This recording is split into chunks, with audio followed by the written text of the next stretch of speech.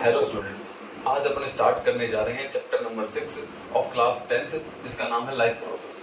तो सबसे पहले अपने सामने चैप्टर के नाम के बारे में ही जानना सबसे इम्पोर्टेंट टर्म आती है कि लाइफ प्रोसेस होती क्या है आखिर। तो मैं आपको बताना चाहूंगा कि जो भी आप अपनी डेली एक्टिविटीज के अंदर, अपने डेली रूटीन के अंदर जो प्रोसेस करते हैं या ऐसी कोई भी प्रोसेस जो आपकी लाइफ को मेंटेन करने के लिए इम्पोर्टेंट है, आपके सर्वाइवल के लिए इम्पोर्टेंट है, अगर आप अपन वो प्रोसेस नहीं करेंगे या अपन वो प्रोसेस करना छोड़ देंगे तो अपन मर जाएंगे या अपन नॉन लिविंग रहेंगे, नॉन लिविंग है अपन। तो सारे के सारे प्रोसेस जो आपकी सर्वाइवल के लिए इंपॉर्टेंट होती हैं, आपकी लाइफ को मेंटेन करने के लिए इंपॉर्टेंट है, उन सारे प्रोसेस को लाइफ प्रोसेस बोलते हैं। सिंपल सा वर्ड, आप मैंने आपके सामने बोर्ड पर डेफिनेशन लिख दी कि all the process which are necessary for the maintenance या survival of life is called a life process. मतलब सारे के सारे प्रोसेस जो आपके सर्वाइवल के लिए, आपको जीवन देने के लिए, आपको जिंदा रखने के लिए इंपॉर्टेंट होती है, उन सारी प्रोसेस को लाइफ प्रोसेस बोलते हैं। फॉर एग्जांपल कुछ एग्जांपल लिखिए, जैसे कि न्यूट्रिशन का मतलब होता है पोषण। यानी कि मैं आपसे कहूं कि आप खाना खाना छोड़ दीजिए, तो आप क्या इमेजिन कर सकते हैं आप बिना खाना खाए जिंदा रहेंगे? यस, कुछ दिन रह सकते हैं, फिर बाद में डेथ हो जाएगी। या आप बोलोगे कि बिना न्यूट्रिशन लिए, बिना फूड खाए अपन जिंदा नहीं रह सकते। तो यस, न्यूट्रिशन करना भी एक इम्पोर्टेंट प्रोसेस है जो आपके सर्वाइवल के लिए इम्पोर्टेंट है। तो ऐसे ही रेस्पिरेशन, मैं आपको बोलूं कि आप ब्रीथिंग, सांस लेना छोड़ दीजिए, तो सांस लेना छोड़ दोगे, क्या इमेजिन कर सकते हो कि लाइफ पॉसिबल है बिना ब्रीथिंग किए? नहीं है। अपन सब सांस लेते हैं क्योंकि अपने को रेस्पिरेशन करने की जरूरत है। जो अपन सांस रेस्पिरेशन करते हैं उस दौरान ऑक्सीजन लेते हैं, वो ऑक्सीजन जाके अपने फूड के मॉलिक्यूल्स को तोड़ने में मदद करती है और उससे बड़े एनर्जी मिलती है। ऐसे ही एक्सक्रीशन, आप फूड खाते हो तो सारा का सारा फूड ही डाइजेस्टेड नहीं होता, उसके अंदर कुछ अनडाइजेस्टेड फूड भी होता है, उसे बॉडी से रिमूव आउट करना इंपॉर्टेंट है, वो हार्मफुल है, आपको डैमेज पहुंचा सकता है। ऐसे ट्रांसपोर्टेशन, जो अपने अंदर मटेरियल्स हैं जो इंपॉर्टेंट है, प्रोटीन है, विटामिन है, उसे पूरी बॉडी में सर्कुलेट करने के लिए, ऑक्सीजन को पूरी बॉडी में सर्कुलेट करने के लिए एक जगह से दूसरी जगह पहुंचाना पड़ता है, जिससे हर एक सेल, हर एक टिश्यू तक वो पहुंच सके। तो ट्रांसपोर्टेशन भी एक इंपॉर्टेंट प्रोसेस है आपको सर्वाइव रखने के लिए, आपको जिंदा रखने के लिए। तो ऐसी वेरियस नंबर ऑफ एक्टिविटीज, जितनी भी एक्टिविटीज जो एक लिविंग ऑर्गेनिज्म परफॉर्म करता है खुद को जिंदा रखने के लिए, खुद को लिविंग रखने के लिए, उन सारी एक्टिविटीज को लाइफ प्रोसेस बोलते हैं। आप ऐसे बोल सकते हैं definition, all the process which are necessary for the survival of life is called life process. या all living organism perform number of activities for the survival of their self, for the survival of himself are called a life process. जिनमें से आप example में इस chapter में अपन पढ़ने वाले nutrition, respiration, excretion and transportation. तो आई थिंक आपको लाइफ प्रोसेस का मतलब समझ में आ गया होगा। तो अब आपकी एनसीईआरटी बुक के अंदर एक क्वेश्चन है, यानी कि क्वेश्चन दे रखा है कि what criteria do we use to identify that something is alive और नॉट अलाइव। अपन क्या क्या क्राइटेरिया यूज कर सकते हैं, कैसे बता सकते हैं कि कोई जिंदा है या उसके डेथ है या नॉन लिविंग है? तो उसके लिए मैंने आपके सामने एक ट्रिक लिखी है जिसको आप क्या कहते हैं, मिसेस ग्रेन। मिसेस ग्रेन क्या है? ये आपके सामने लिखा हुआ मिसेस ग्रेन। इससे एम का मतलब होता है मूवमेंट, आर का मतलब रेस्पिरेशन, एस का मतलब सेंसिटिव, जी का मतलब ग्रोथ, आर का मतलब रिप्रोडक्शन, ई का मतलब एक्सक्रीशन और एन का मतलब न्यूट्रिशन। मतलब अगर कोई ऑर्गेनिज्म लिविंग है तो जस्ट वो मूवमेंट शो करेगा, वो अपने फूड के लिए एक जगह से दूसरी जगह जाएगा, अपने आप को शिकार होने से बचाने के लिए एक जगह से दूसरी जगह जाएगा। तो कोई भी लिविंग ऑर्गेनिज्म है तो वो मूवमेंट शो करता है अपनी लाइफ के अंदर। नेक्स्ट रेस्पिरेशन, आपको बताया अगर वो लिविंग ऑर्गेनिज्म है तो ब्रीथ करेगा, सांस लेगा, रेस्पिरेशन करेगा, फूड को तोड़ेगा एनर्जी लेने के लिए। नेक्स्ट सेंसिटिव, यस वो सेंसिटिव होगा। अपन ह्यूमन बींग्स भी सेंसिटिव होते हैं, अगर अपना हाथ गलती से किसी गर्म चीज पे लग जाए तो अपन वहां से अपना हाथ तुरंत हटा लेते हैं, यस वी आर सेंसिटिव। ऐसे ही प्लांट्स, जैसे कि टच मी नॉट प्लांट, उसको अगर अपन टच मत कर देते हैं तो उसकी लीफ ऐसे क्लोज हो जाती है, बंद हो जाती है, लीफ अपने आप क्लोज हो जाती है क्योंकि वो सेंसिटिव होता है।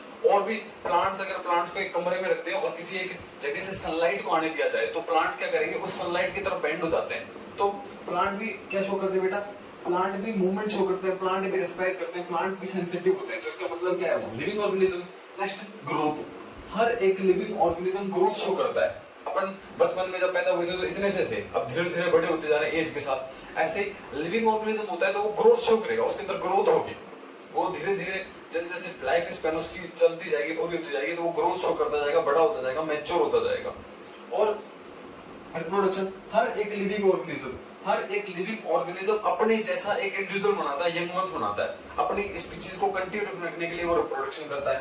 एक्सक्रीशन, अगर वो लिविंग ऑर्गेनिज्म है तो उसकी बॉडी में वेस्ट मटेरियल बनेगा और वेस्ट मटेरियल को रिमूव आउट करेगा, इसका मतलब वो एक्सक्रीशन भी करेगा। न्यूट्रिशन यानी कि फूड, फूड के लिए वो फूड लेगा, उस सर्च फूड की सर्च में जाएगा, उस फूड का यूटिलाइजेशन करेगा, उस फूड को खाएगा और उससे पोषण लेगा, न्यूट्रिशन ऑफ कोर्स। तो ये सारी प्रोसेस, अगर कोई लिविंग ऑर्गेनिज्म है, तो वो movement, respiration, synthetic growth, reproduction, excretion, nutrition, ये सब प्रोसेस शो करता है। तो मैं आपको वापस बताना चाहता हूँ कि लाइफ प्रोसेस का मतलब जितनी भी प्रोसेस जो आपको जिंदा रखने के लिए, सर्वाइव रखने के लिए इंपॉर्टेंट होती है, उन सारी प्रोसेस को लाइफ प्रोसेस कहते हैं। All the processes which are necessary for the maintenance of life are called life processes. And for example, nutrition, respiration, excretion and transportation. इन सब के बारे में अपन एक एक करके इस चैप्टर में पढ़ने वाले हैं। चैप्टर ही है, सबसे पहले अपने को न्यूट्रिशन पढ़ना है, फिर रेस्पिरेशन, फिर ट्रांसपोर्टेशन एंड फिर एक्सक्रीशन। एंड अगर कोई ऑर्गेनिज्म जिंदा है, लिविंग है और नॉन लिविंग है, तो वो कुछ कैरेक्टर शो करेगा, कुछ क्राइटेरिया दिखाएगा। तो ये सब क्राइटेरिया आपको याद है, Mrs green, movement, respiration, sensitive growth, reproduction, excretion, nutrition. तो अपन स्टार्ट करते हैं आगे चैप्टर। तो आगे न्यूट्रिशन पे जाने से पहले, पहला सब चैप्टर बना है न्यूट्रिशन। तो न्यूट्रिशन पे जाने से पहले सबसे पहले एक टर्म समझते हैं जिसका नाम है metabolism. What is metabolism? Metabolism की बात कर रहे थे। तो आपकी बॉडी के अंदर हर एक सेल और हर एक टिश्यू में बहुत सारी केमिकल रिएक्शंस होती हैं जो आपकी लाइफ को मेंटेन करने के लिए या नेसेसरी होती है, आपकी लाइफ को मेंटेन करने के लिए, आपकी लाइफ के लिए नेसेसरी होती है। उन सारी केमिकल रिएक्शंस को, केमिकल रिएक्शंस है, बायोलॉजी में हो रही है तो इन्हें बायोकेमिकल रिएक्शन बोला जाता है। इन्हें क्या बोला जाता है? बायोकेमिकल रिएक्शंस बोलते हैं, बायोकेमिकल रिएक्शन। और इन सब बायोकेमिकल रिएक्शन की वजह से कोई ना कोई फिजिकल या केमिकल चेंज आपकी बॉडी में कंटिन्यूअसली टेकन प्लेस होता रहता है। आपकी बॉडी के अंदर कोई ना कोई फिजिकल केमिकल चेंज होता रहता है और इसी फिजिकल या केमिकल चेंज के होने को मेटाबॉलिज्म कहते हैं। इसी फिजिकल केमिकल चेंज के होने को मेटाबॉलिज्म कहा जाता है। यानी कि आपकी लाइफ को मेंटेन करने के लिए, वाइटल एक्टिविटीज को करने के लिए बहुत सारी केमिकल रिएक्शंस हर एक सेल, हर एक टिश्यू में होती है। इन सब केमिकल रिएक्शंस की वजह से कोई ना कोई फिजिकल या केमिकल चेंज आपकी बॉडी के अंदर होता रहता है और इसी फिजिकल या केमिकल चेंज को बेटा मेटाबॉलिज्म बोलते हैं। क्या बोलते हैं? मेटाबॉलिज्म। अब मैं इसकी डेफिनेशन लिख देता हूं आपके सामने।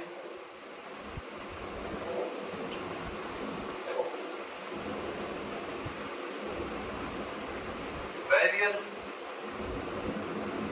chemical reactions that are taken place in the cells of living organism to perform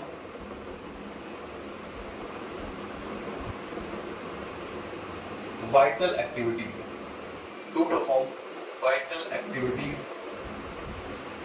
are called biochemical reactions। इन सबको तो बायोकेमिकल रिएक्शंस कहते हैं और इन बायोकेमिकल रिएक्शन की वजह से कोई ना कोई फिजिकल या केमिकल चेंज होता रहता है। तो मेटाबॉलिज्म क्या है? मेटाबॉलिज्म इज द फिजिकल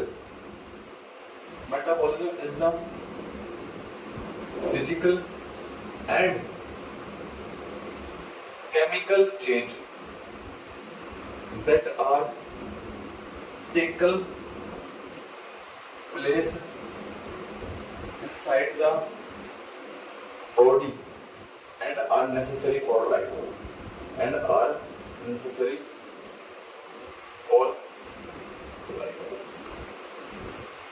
देखो मैं आपको बता रहा हूं कि आपकी सेल्स के अंदर बहुत सारी केमिकल रिएक्शंस होती हैं। तो ये सब केमिकल रिएक्शंस आपकी वाइटल एक्टिविटीज, मैंने आपको बताया, न्यूट्रिशन, रेस्पिरेशन, इन सबको परफॉर्म करने के लिए होती है और इन्हीं केमिकल रिएक्शन को, जो कि बायोलॉजी में हो रही है, बायोकेमिकल रिएक्शन बोला जाता है।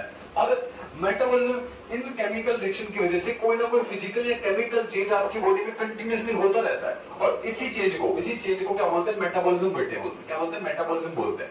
अब मेटाबॉलिज्म दो प्रकार के होता है। Metabolism is of two type. Metabolism में दो प्रकार का होता है, एक होता है एनाबॉलिज्म और एक होता है कैटाबॉलिज्म। एक होता है एनाबॉलिज्म और एक होता है कैटाबॉलिज्म। मेटाबॉलिज्म में टू टाइप्स के होते हैं, एनाबॉलिज्म, कैटाबॉलिज्म। अब अपन इनके बारे में समझते हैं कि what is anabolism and what is catabolism. क्या होते हैं?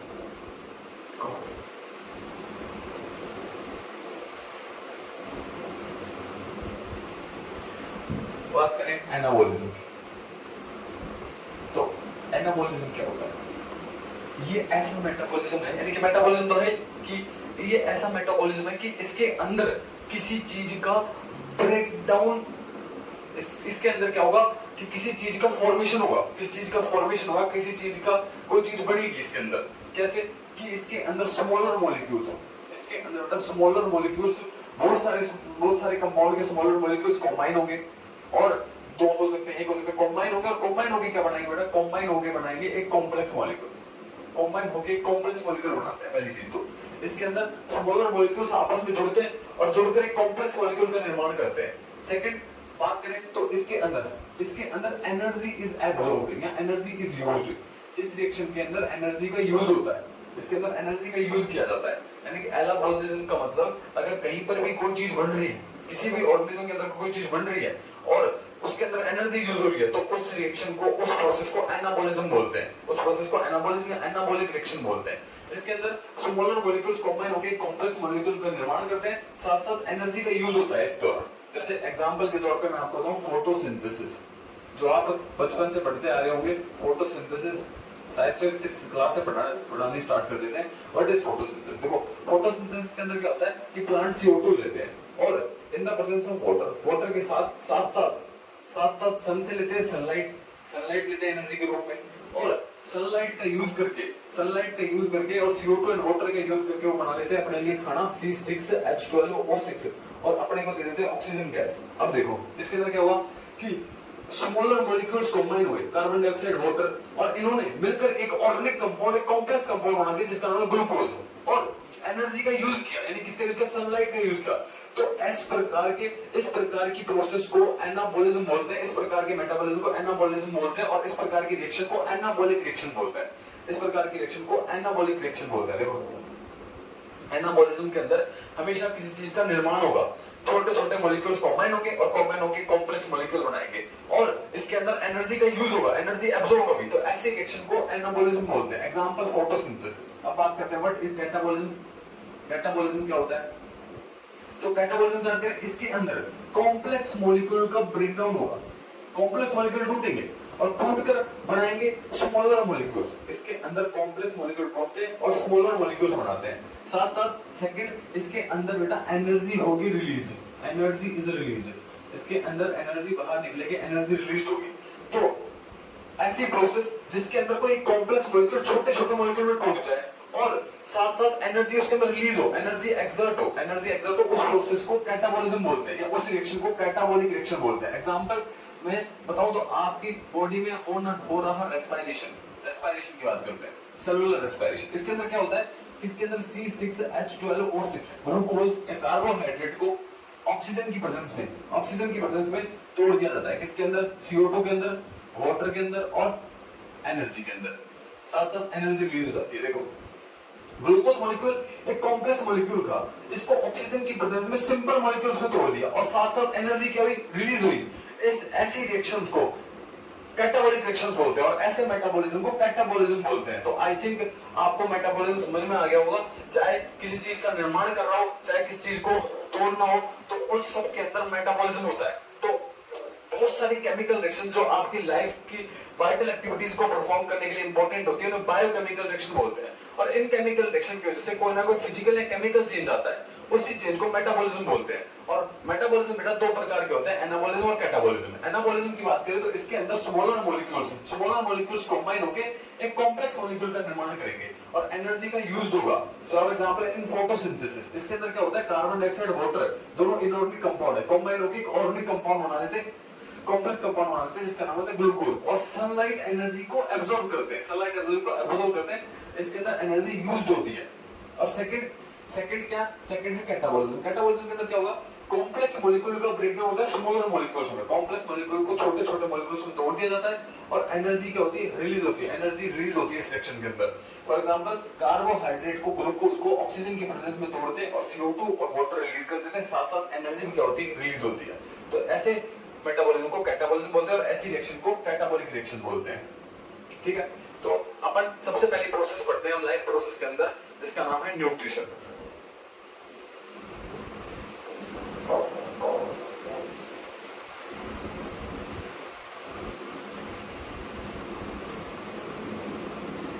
न्यूट्रिशन देखो, सबसे पहली प्रोसेस पढ़ते हैं व्हाट इज न्यूट्रिशन, न्यूट्रिशन होता क्या है। तो बात करें the process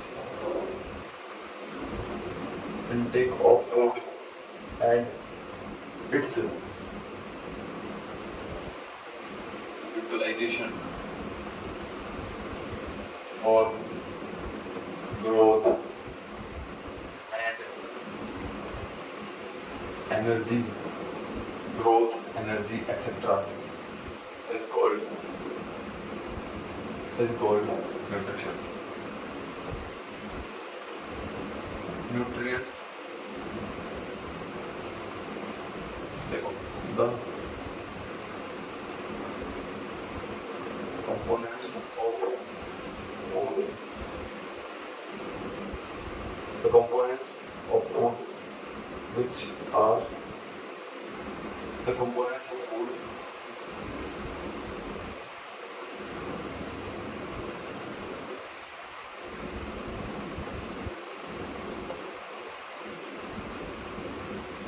in the food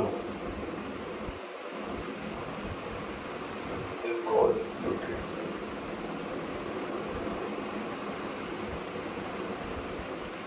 For example, carbohydrate, fat, protein, vitamin.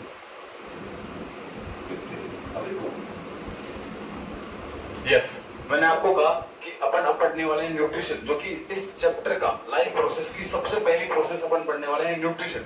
यानी कि what is meant by nutrition. सबसे पहले तो न्यूट्रिशन का हिंदी मतलब होता है पोषण, और न्यूट्रिशन से अपन समझते क्या है। तो न्यूट्रिशन का मतलब बेटा है कि आप अपने खाना बॉडी के अंदर ले लिया, यानी कि इनटेक ऑफ फूड, और फिर उस फूड का यूटिलाइजेशन करना, यूटिलाइजेशन यूज करना ग्रोथ के लिए, आपकी सेल्स को रिपेयर करने के लिए, एनर्जी के लिए, डेवलपमेंट के लिए, किसी चीज के नई सेल्स की फॉर्मेशन के लिए। तो उस फूड का, उस जो आपने फूड लिया, डाइजेस्ट किया और एब्जॉर्ब किया, उस फूड का यूज करना आपकी बॉडी के अंदर नई सेल्स के लिए, ग्रोथ के लिए, डेवलपमेंट के लिए। तो उन सब इस प्रोसेस को, इस कंप्लीट प्रोसेस को न्यूट्रिशन बोला जाता है, पोषण बोला जाता है। यानी कि the process of intake of food, पहली बात तो आपको फूड बॉडी के अंदर लेना, intake of food and its utilisation, और उसका यूज करना ग्रोथ के लिए, एनर्जी के लिए, नई सेल्स के फॉर्मेशन के लिए, इज कॉल्ड न्यूट्रिशन। न्यूट्रिशन कहलाता है फूड को लेना और उसका यूज करना, क्या कहलाता है? न्यूट्रिशन कहलाता है, पोषण कहलाता है।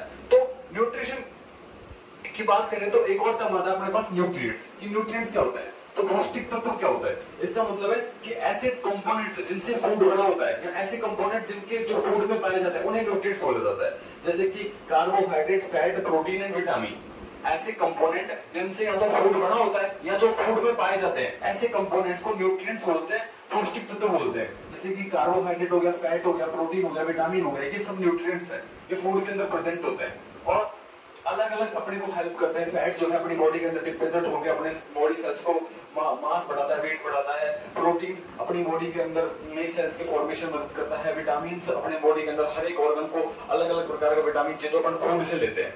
तो ये सब आपके फूड के अंदर ये सब कंपोनेंट्स पाए जाते हैं जो अपने को फूड से मिलते हैं, और इन्हीं का इंटेक करना और इनका यूज करना ग्रोथ के लिए, एनर्जी के लिए क्या कहलाता है? न्यूट्रिशन कहलाता है। नेक्स्ट अपन पढ़ते हैं कि न्यूट्रिशन कितने प्रकार का होता है। तो हर एक ऑर्गेनिज्म में न्यूट्रिशन को दो प्रकार में डिवाइड कर दिया गया।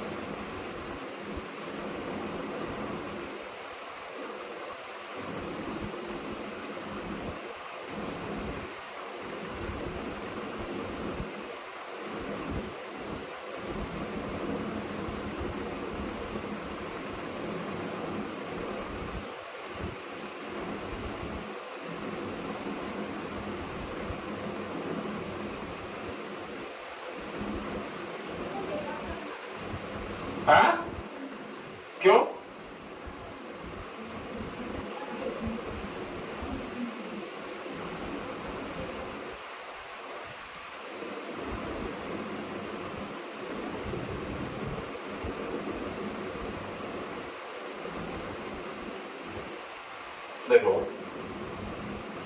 यस बेटा, अपन अब पढ़ते हैं न्यूट्रिशन। न्यूट्रिशन को हर एक ऑर्गेनिज्म में कि वो अपना खाना खुद बना रहा है किसी दूसरे पे डिपेंड करता है, इस हिसाब से उन्हें दो कैटेगरी में डिवाइड कर दिया गया है। हर एक ऑर्गेनिज्म को दो कैटेगरी में डिवाइड कर दिया गया है। तो पहली कैटेगरी आती है बेटा ऑटोट्रोपिक न्यूट्रिशन और दूसरी कैटेगरी आती है heterotrophic nutrition. First category is autotrophic and second is हेटेरोट्रोपिक।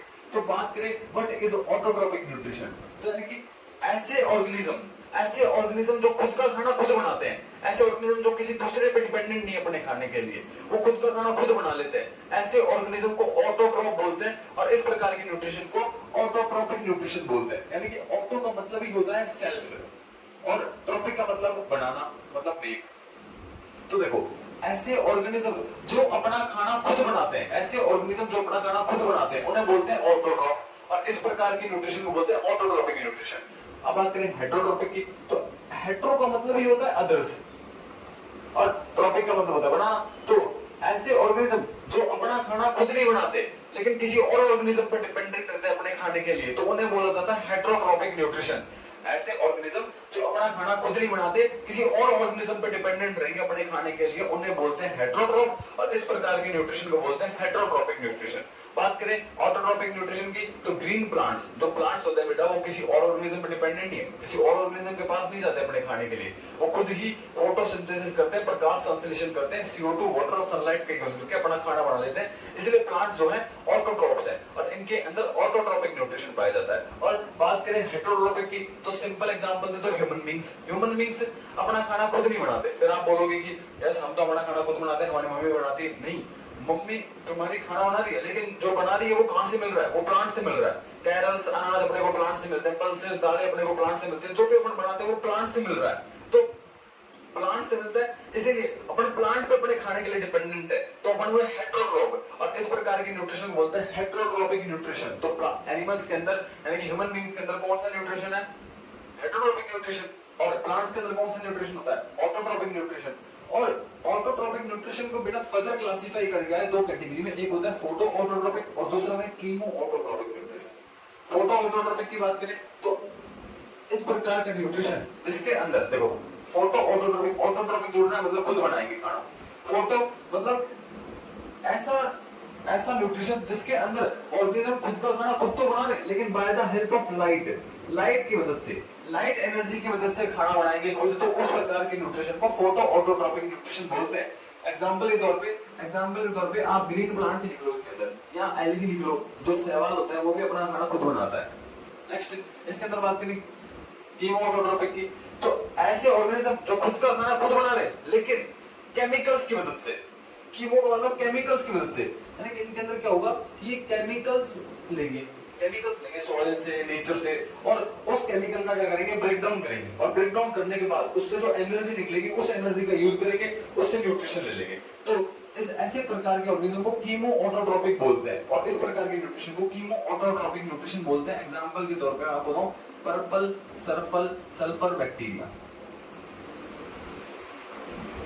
Next Nitrosomonas bacteria, ये सब जो बैक्टीरिया हैं ये क्या करते हैं, केमिकल्स की मदद से उनका ब्रेक डाउन करके एनर्जी लेते हैं और उस एनर्जी से न्यूट्रिशन करते हैं, उस एनर्जी से न्यूट्रिशन ऑब्टेन करते हैं। तो इस प्रकार के न्यूट्रिशन को कीमो ऑटोट्रोपिक न्यूट्रिशन बोलते हैं। तो ऑटोट्रोपिक न्यूट्रिशन दो प्रकार का होता है, photo autotrophic, chemo autotrophic. Photo autotrophic मतलब ऐसा न्यूट्रिशन जिसमें ऑर्गेनिज्म अपना खाना खुद बनाता है लेकिन by the help of light energy, उसको बोलते हैं फोटो ऑटोट्रोप और इस प्रकार के न्यूट्रिशन को बोलते हैं photo autotrophic nutrition. Example green plants, ऐसे ऑर्गेनिज्म जो खुद का खाना खुद बना रहे हैं लेकिन by the help of chemicals, उनको बोलते हैं कीमो ऑटोट्रोप और इस प्रकार के न्यूट्रिशन को बोलते हैं chemo autotrophic nutrition. Example purple sulphur bacteria, Nitrosomonas bacteria. हो गया। नेक्स्ट आता है हेटेरोट्रोपिक न्यूट्रिशन पे, मतलब ऐसे ऑर्गेनिज्म जो किसी दूसरे पे डिपेंडेंट है अपने खाने के लिए, उन्हें बोलते हैं हेटेरोट्रोप और इस प्रकार के न्यूट्रिशन को हेटेरोट्रोपिक। पहला आता है इसमें सेप्रोफाइटिक की बात करें तो सेप्रोफाइटिक मतलब ये ऐसे ऑर्गेनिज्म है जो सड़ी गली चीजों से यानी कि डेड और डिकेइंग मैटर से न्यूट्रिशन लेते हैं। ये डेड या डिकेइंग मैटर सड़ी गली चीजों से अपना न्यूट्रिशन लेते हैं, उनको फीड करते हैं, उनको खाते हैं और उनसे अपना न्यूट्रिशन लेते हैं, उन्हें बोलते हैं सेप्रोफाइटिक न्यूट्रिशन। एग्जांपल की बात करें तो मैं आपको बताऊं मशरूम एक एग्जांपल है। ये हमेशा वेस्ट मटेरियल पे उगता है, वेस्ट मटेरियल होता है उसी से न्यूट्रिशन लेता है। तो इस प्रकार के ऑर्गेनिज्म को सैप्रोफाइट बोलते हैं और इस प्रकार की न्यूट्रिशन को सैप्रोफाइटिक न्यूट्रिशन बोलते हैं। Those organism which feed on the dead and decaying matter are called saprophyte and this type of nutrition is called saprophytic nutrition. ऐसे ऑर्गेनिज्म जो सड़ी गली चीजों से अपना न्यूट्रिशन लेते हैं उन्हें बोलते हैं सैप्रोफाइट और इस प्रकार की न्यूट्रिशन बोलते हैं सैप्रोफाइटिक न्यूट्रिशन। अब बात करते हैं पैरासाइटिक की। देखो ये ऑर्गेनिज्म क्या है, ये ऑर्गेनिज्म आपकी बॉडी में रहेंगे और आपसे न्यूट्रिशन लेंगे, आपको फीड करेंगे। ऐसे ऑर्गेनिज्म है ये किसी दूसरे ऑर्गेनिज्म की बॉडी पे रहते हैं, उस पे रहते हैं और उससे ही न्यूट्रिशन लेते हैं, उससे न्यूट्रिशन लेते हैं और उसको हार्म पे पहुंचा सकते हैं, नुकसान में पहुंचा सकते हैं या नहीं भी पहुंचाए, वो डिपेंड करता है। लेकिन ये दूसरे की बॉडी पे रहते हैं और जिसकी बॉडी पे रहते हैं उसको बोलते हैं होस्ट और इनको बोलते हैं पैरासाइट और इस प्रकार की न्यूट्रिशन को बोलते हैं पैरासाइटिक न्यूट्रिशन। वापस बता रहा हूं आपको, ये ऐसे ऑर्गेनिज्म हैं जो किसी दूसरे ऑर्गेनिज्म की बॉडी पे रहते हैं और उसी से न्यूट्रिशन लेते हैं, इसलिए इन्हें बोला जाता है पैरासाइट। और जिसकी बॉडी पे रहते हैं उन्हें बोलते हैं होस्ट और इस प्रकार की न्यूट्रिशन को बोलते हैं पैरासाइटिक न्यूट्रिशन। एग्जांपल के तौर पे मैं आपको बताऊं, एक प्लांट आता है जिसका नाम है कस्क्यूटा, एक प्लांट है जिसका नाम कस्क्यूटा यानी कि अमरबेल। ये जिस प्लांट पे उगती है उस प्लांट को सुखा देती है, उस प्लांट से न्यूट्रिशन लेती है और वो प्लांट कुछ दिनों बाद सूख जाएगा, डेड हो जाएगा।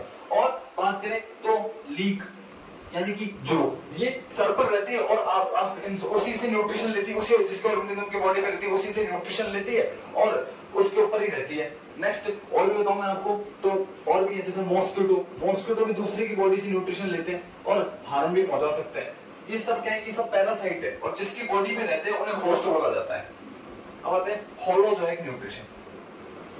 तो होलोजोइक न्यूट्रिशन की बात करें तो ऐसा न्यूट्रिशन जिसमें जो फूड है वो सॉलिड फॉर्म के अंदर लिया जाए, सॉलिड फॉर्म के अंदर लिया जाए, सॉलिड फॉर्म के अंदर एनगल्फ किया जाए, निकला जाए, उसको बोलते हैं होलोजोइक न्यूट्रिशन। और ये जो ऑर्गेनिज्म है ना, इनकी बॉडी में पूरा प्रोसेस, डाइजेशन का पूरा प्रोसेस कहां होगा, इनसाइड द बॉडी, बॉडी के अंदर होता है और साथ साथ इनके अंदर न्यूट्रिशन 5 स्टेप में कंप्लीट होता है, 5 स्टेप्स में 5 स्टेप में जो मैं आपको बताऊंगा आगे, इंजेक्शन, डाइजेशन, एब्जॉर्प्शन, एसिमिलेशन और डाइजेशन, ये सब 5 स्टेप है जिनके अंदर क्या होता है, न्यूट्रिशन कंप्लीट होता है।